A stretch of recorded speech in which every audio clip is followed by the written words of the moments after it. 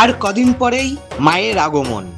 ঠিক তাই খুঁটি পুজোর মধ্যে দিয়ে পুজোর ঢাকে কাটি পড়ল হালিশহর অমর সংঘ ক্লাবে।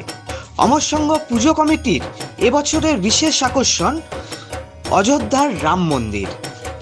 খুঁটি পুজো উদ্বোধন করলেন বীজপুর বিধায়ক শ্রী সুদীপ্ত দাস মহাশয়।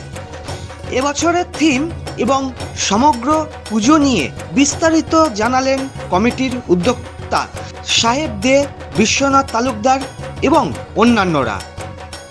Bureau report, 3M entertainment news.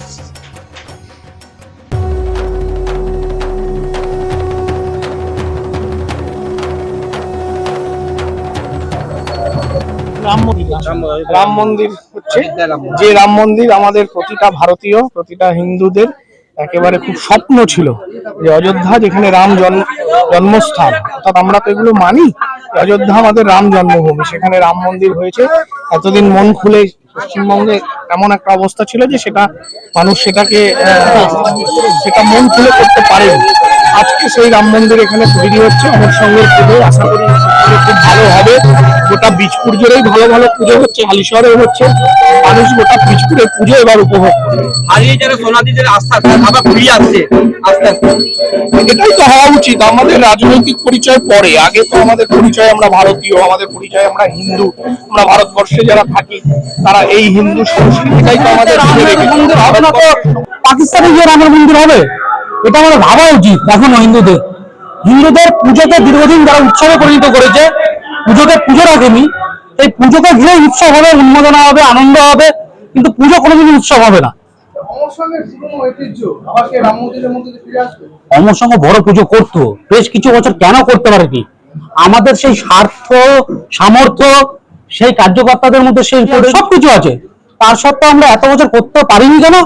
এইটা আমাদের একটা আত্মবিশ্লেষণ করা দরকার। সেই জায়গাটাই আমরা পুনরায় আবার চেষ্টা করছি আমাদের পুরনো ঐতিহ্যের জায়গায় ফিরিয়ে আনা, এই প্রচেষ্টা রাম মন্দিরের মাধ্যমে। পুরনো কমিটি মানে কি বাধা দিচ্ছিল? পুরনো কমিটি বাধা কিছু নেই। পুরনো কমিটির বললাম না, ইচ্ছা শক্তি, আপনাদের সামর্থ্য ছিল, শক্তি ছিল, আপনি শক্তি প্রয়োগ করেননি। যদি জাম্মান হনুমানকে যদি না বোঝাতো যে তুমি সমুদ্র পার করতে পারো, সেই জাম্মান ছিল না যে হ্যাঁ তোমরা এই ভব্যসাগর পার করতে পারবে, তুমিই পারবে। এইটা বলার লোকের অভাব ছিল। এখন এইটা বলার লোক আছে যে আপনার পিঠে হাত দিয়েছে, চলো করো, এবার আমরা আছি।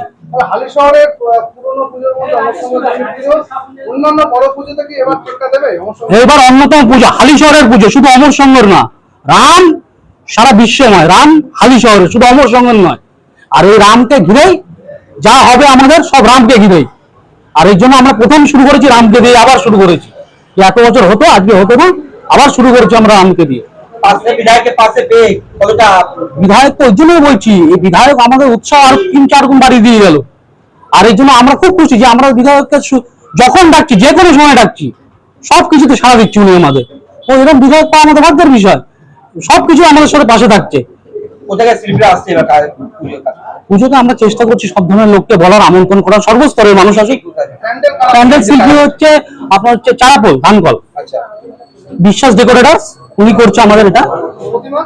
প্রতিমা মানে মদন পাল, হালিশহর খাসবাটি। আমার নাম বিশ্বনাথ দে, হালিশহর অমর সংঘের সেক্রেটারি এবং পুজো কমিটির সেক্রেটারি।